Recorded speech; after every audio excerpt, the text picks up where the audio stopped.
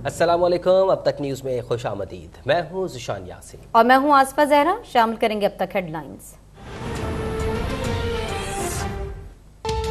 तहरीक इंसाफ ने कौमी असम्बली से इस्तीफों का फैसला कर लिया। इमरान खान कहते हैं जिस पर 16 अरब की मनी लॉन्ड्रिंग का केस हो, जिस पर 8 अरब का दूसरा केस हो, जो ऐसे वजीर आजम मुंतखब करे, इससे बड़ी मुल्क की तौहीन नहीं हो सकती। चोर और डाकू के साथ नहीं बैठ सकते।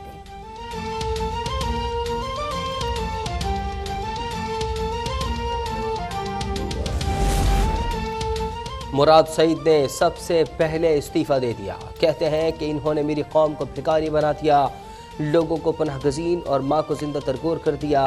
क्या इन्हें सरबराह मान लूँ? Absolutely not. हम अमेरिका की कठपुतलियाँ नहीं, ना किसी के मोहरे हैं। फितना फैलाने की कोशिश की गई तो आहनी हाथों से निपटा जाएगा। मरियम नवाज की ललकार। कहा लाहौर से बनीगारा तक मालगाड़ी चलती थी, उसका हिसाब होगा। नाअहल आवाम के दुश्मन हुकूमत से जान छुड़ा दी। कहा लीगी हुकूमत आने से पहले असरात आने लगे, स्टॉक एक्सचेंज बेहतर हो रहा है।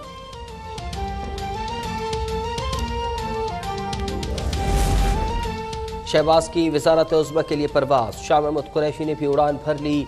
कौमी असम्बली में वोटिंग कुछ देर बाद होगी। कायदे ऐवान के इंतखाब का एक निकाती एजेंडा जारी। बिलावल भुट्टो भी पहुंच गए। पीटीआई ने अपने उम्मीदवार के लिए वोट की हिदायत कर दी। अरकान को तंबीह की कि पार्टी पॉलिसी की खिलाफ वर्जी पर आर्टिकल 63A लगेगा।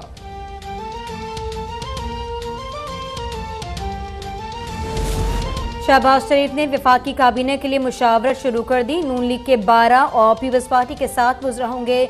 JUI 4, MQM को 2 वजारतें मिलेंगी। BAP, ANP और जमहूरी वतन पार्टी को एक वजारत दी जाएगी। अख्तर मेंगल कहते हैं वोटिंग मशीन पर कोई जमात मुत्तफिक नहीं, इंतखाबी इस्लाहत करना होंगी, इलेक्शन आइंदा साल होंगी।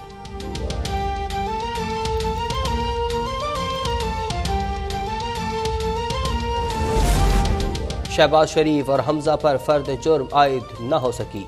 16 अरब की मनी लॉन्ड्रिंग केस में दोनों रहनुमा पेश न हुए। वकील 25 अप्रैल तक मुल्क से बाहर हैं। FIA की प्रोसिक्यूशन टीम भी गैर हाजिर रही। स्पेशल सेंट्रल कोर्ट ने समाअत 27 अप्रैल तक मुलतवी कर दी।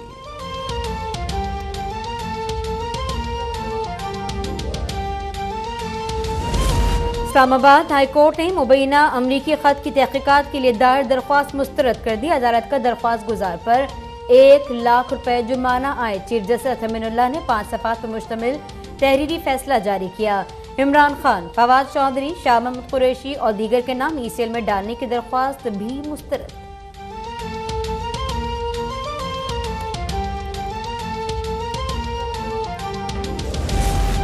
खैबर पख्तूनख्वा असम्बली में अपोजिशन ने वज़ीर आला महमूद खान के खिलाफ तहरीक अदम एतमाद वापस ले ली। पार्लिमानी लीडर ANP सरदार हुसैन का कहना है कि अपोजिशन हुकूमत गिराना नहीं चाहती। सूबाई असम्बली तहलील होने से बचाने के लिए तहरीक अदम एतमाद जमा कराई। PTI की यकीन दहानी पर तहरीक अदम एतमाद वापस ले ली।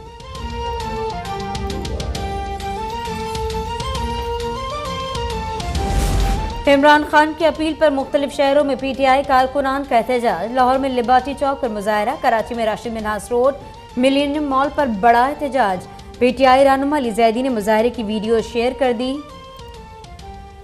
शुक्रिया कराची कहा। इस्लामाबाद में भी इमरान खान से जारी यकजहती। हैदराबाद, सक्कर, मियावाली, गुजरावाला, गुजरात, हाफिजाबाद, कमालिया समेत दीगर शहरों में भी मुजाहरे।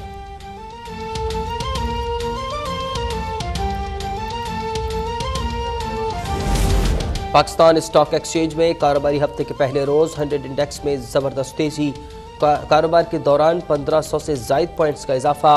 100 इंडेक्स 46,000 पॉइंट्स की हद अबूर कर गया। डॉलर की कीमत में भी कमी। इंटरबैंक में डॉलर 182 रुपये पर आ गया।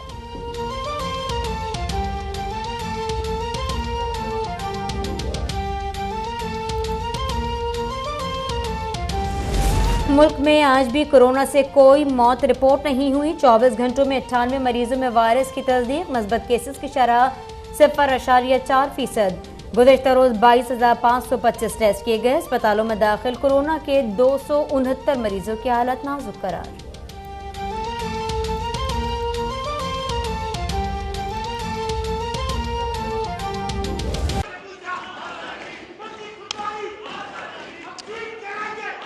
खामोशी मैंने एक अहम बात करनी है, खामोशी। जी,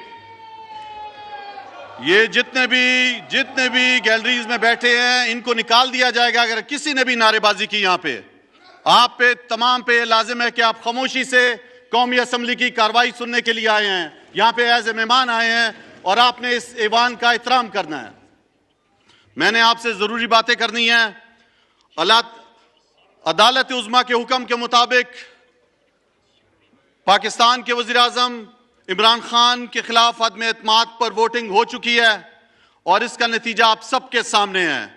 पिछले कई रोज से मेरी रूलिंग जो मोरखा 3/4/2022 को मैंने दी, जो अदालत ने गैर आईनी करार दी, इस पर काफी बहस हुई है। अदालत के फैसले का एहतराम हम सब पर लाजिम है, लेकिन मैंने जो फैसला जिन वजूहात की बिना पर किया वो हालात और वाकयात मैं आप सबके सामने रखना चाहता हूं। वो फैसला मैंने एक मुहिब वतन पाकिस्तानी की हैसियत से किया। वो फैसला मैंने कौमी असम्बली के एक मुहाफिज के तौर पर, स्पीकर के तौर पर किया।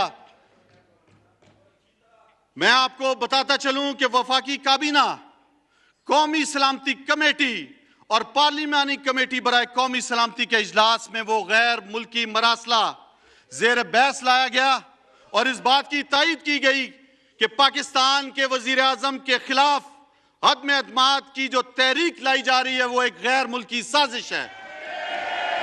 और अब वफाकी काबीना ने, और अब जब आखिरी वफाकी काबीना का इजलास हुआ है मोरखा 9/4/2022 को, इसमें फैसला किया गया कि यह मरासला डीक्लासिफाइड किया जाए और यह मरासला मुझसे पहले कौमी असम्बली के स्पीकर असद कैसर को हुकूमत की तरफ से आया और असद कैसर ने खुद पढ़ा और खुद बगौर जायजा उसका लिया। और जब मैं यहाँ पे एक्टिंग स्पीकर आके बैठा हूं, ये मरासला मेरे हाथ में है, ये मेरे तमाम मेंबरान देख सकते हैं मरासला। इस मरासले में बरमला गरूराना तौर पर, तकब्बुराना तौर पर पाकिस्तान को धमकी दी गई है और कहा गया है कि ये आपको ये भी बताता चलूं ये मरासला पाकिस्तान में अदम एतमाद की तहरीक आने से पहले ये मरासला दिया गया, ये आया यहाँ पे और इसमें साफ लिखा गया आका की तरफ से कि अगर ये अदम एतमाद की तहरीक कामयाब नहीं होती तो पाकिस्तान को संगीन हालात से गुजरना पड़ेगा। और अगर ये तहरीक कामयाब होती है, ये बात मुतअद्दिद बार लिखी गई है इस मरासले के अंदर कि आपको फिर माफ कर दिया जाएगा। क्या पाकिस्तान के वजीर आजम इमरान खान साहब का यह कसूर था कि उन्होंने आजाद खारजा पॉलिसी की बात की, आजाद मईशत की बात की? क्या उन्होंने हमारे प्यारे नबी सल्लल्लाहु अलैहि वसल्लम की हुर्मत की बात की? उन्होंने इस्लामोफोबिया का मुकदमा लड़ा? क्या पाकिस्तान एक आजाद मुल्क नहीं है? मैं आप सबसे पूछता हूं आज, क्या इल्लामा इकबाल ने जो खुदी का फलसफा दिया जिसमें कायद आजम मोहम्मद अली जिन्ना ने मुल्क बनाया, क्या ये गुलामी करने के लिए मुल्क है? क्या आजाद शहरी नहीं है हम? आज पूरे पाकिस्तान के शहरियों से मैं पूछता हूं कि क्या ये गुलामी करना है हमने? आज इस चीज की सजा दी गई वजीर आजम इमरान खान साहब को कि वो गुलामी नहीं मान रहा था, एक खुद मुख्तार पाकिस्तान की बात की। मैं वफाकी काबीना के जो मुझे ये की इजाजत से डिसक्लासिफाइड किया गया है, ये मरासला में सुप्रीम कोर्ट के चीफ जस्टिस पाकिस्तान को सील करके मुरासला कौमी असम्बली की तरफ से भेजता हूं। और मैंने जो कुछ किया अपने हल्फ और आइन की पासदारी करते हुए एक मुहिब वतन पाकिस्तानी की हैसियत से किया। मैं किसी दूसरे गैर मुल्की ईमा पर पाकिस्तान की हुकूमत की तब्दीली जो कि कौम की इज्जत, अना, बका के खिलाफ होने के साथ साथ आइन शिकनी के जमरे में भी आती है, इसे रोकने के लिए किया और रोकने के लिए हर पूरी कोशिश करते रहेंगे इंशाल्लाह। मैं अदालत उज़्मा का जो भी फैसला था वो मनोअन तस्लीम किया है। मैं आपसे ये गुजारिश करूंगा कि खुदारा हम सबको इस पर सोचना चाहिए एज ए पाकिस्तानी। मेरे से अगर किसी की भी दिल आज़ारी हुई हो तो मैं उससे माजरा चाहता हूं पूरे अवान से। मैंने पूरी कोशिश की है कि ये ईवान रूल और आइन के मुताबिक चलाऊं। जी जनाब शाह महमूद कुरैशी साहब।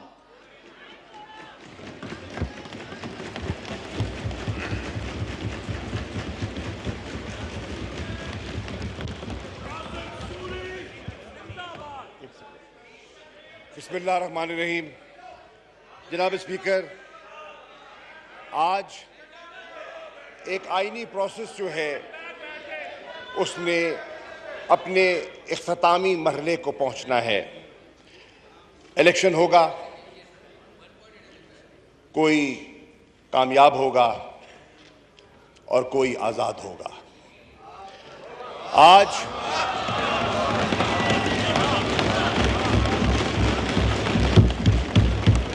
कौम के सामने दो रास्ते हैं और कौम को एक रास्ता अख्तियार करना होगा। एक रास्ता है खुदी का रास्ता, एक रास्ता है खुद मुख्तारी का रास्ता और दूसरा रास्ता है कि गुलामी का रास्ता। ये दो फैसले हैं। जनाब स्पीकर, मैं शुक्रिया अदा करना चाहता हूं जनाब इमरान खान साहब का, जिन्होंने इस अहम मोड़ पर मुझ पर एतमाद करते हुए मुझे यह एजाज़ बख्शा कि मैं पाकिस्तान तहरीक इंसाफ का वज़ीर आज़म का कैंडिडेट उनने इंतखाब किया। मेरी जमात की कोर कमेटी ने इमरान खान के फैसले को इंडोर्स किया। जनाब स्पीकर, मैं शुक्रिया अदा करना चाहता हूँ मोअज़्ज़ज़ मेंबरान असम्बली का। मैं मोअज़्ज़ज़ मेंबरान असम्बली का खामोशी इख्तियार करें, सबको मौका मिलेगा। मेरे साथ तावन करने का फैसला किया। मैं अप्रिशिएट करता हूं कि इन्होंने वफादारियां तब्दील नहीं की, ये अपने असूल मौक़िफ़ पर कायम रहे, ये झुके नहीं, ये बिके नहीं। मैं इनका शुक्रगुजार हूं।